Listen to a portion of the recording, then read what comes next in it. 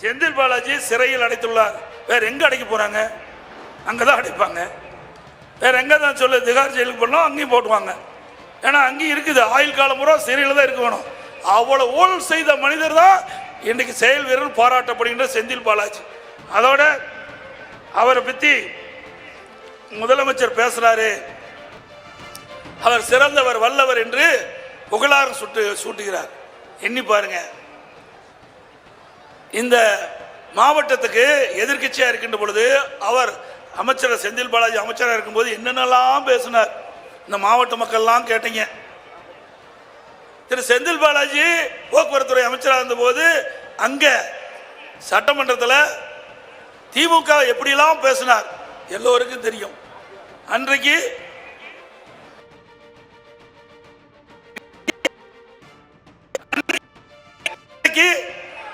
முடிவு பண்ணிக்க சொன்னா நல்லா இருக்கு.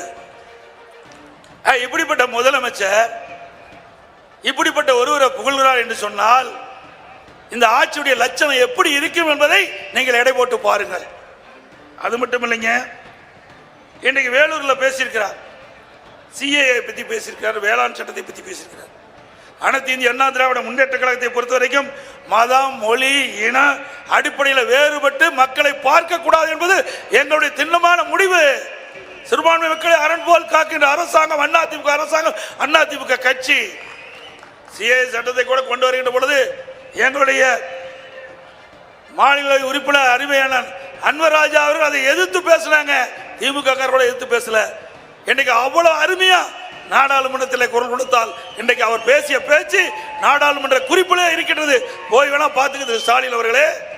அதே போல மேலவையில் நம்முடைய அதிமுக மேலவை உறுப்பினர் அண்ணன் எஸ்.ஆர். பாலசுப்ரமணியன் பேசினார், இந்த சிஏ பற்றி பேசினார், அழுத்த திருத்தமா பேசினார்.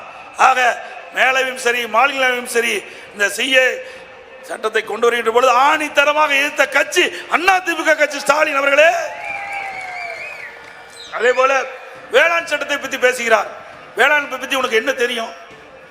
நீங்க காய்கறிகளை எடுத்துட்டு போய் போட்டு இது என்ன காய்கறின்னு சொல்லிட்டா பரவாயில்ல, இல்ல தானியத்தெல்லாம் எடுத்துட்டு போய் பாருங்க, காட்டுங்க, ஸ்டாலின் என்னென்ன தானியம் சொன்னா பரவாயில்ல. ஆனா நான் பச்சை பை சொல்லுகின்ற, நான் பச்சை துண்டு போட்ட பச்சை பை சொல்லுகின்ற பழனிசாமின்னு சொல்றார்.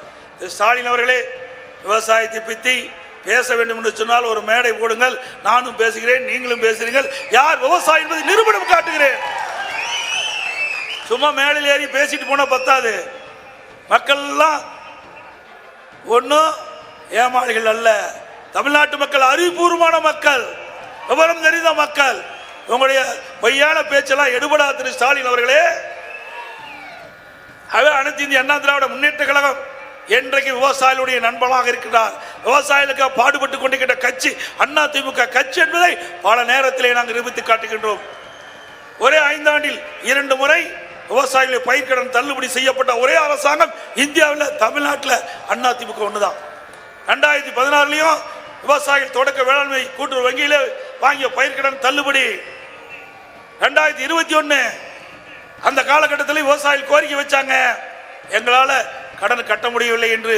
உடனடியாக அம்மாவுடைய அரசு 12,110 கோடி தொடக்க வேளாண்மை வங்கியிலே விவசாயிகள் வாங்கிய பயிர்க்கடன் தள்ளுபடி செய்து சாதனை படைத்த அரசாங்கம் அதிமுக அரசாங்கம்.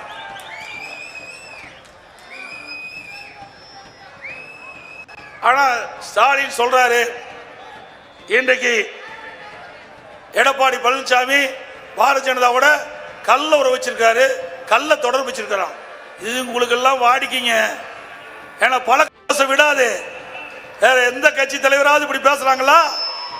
இந்த கட்சி தலைவர் தான் பேசுவார். அதெல்லாம் அவர்களுக்கு அனுபவம் வாய்ந்தவர், அதனாலதான் இப்படிப்பட்ட வார்த்தை வருது. ஆனால் சிந்தித்து பார்க்க வேண்டும்.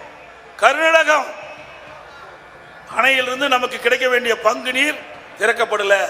உச்ச நீதிமன்றம் தீர்ப்புப்படி நமக்கு மாதந்தோறும் தண்ணி திறந்து விடணும், தண்ணி திறந்து விடல. ஆனா திரு ஸ்டாலின் அவர்கள் கர்நாடகத்துக்கு போறார், இந்திய கூட்டணி கூட்டத்தில் கலந்து கொள்ள போறார்.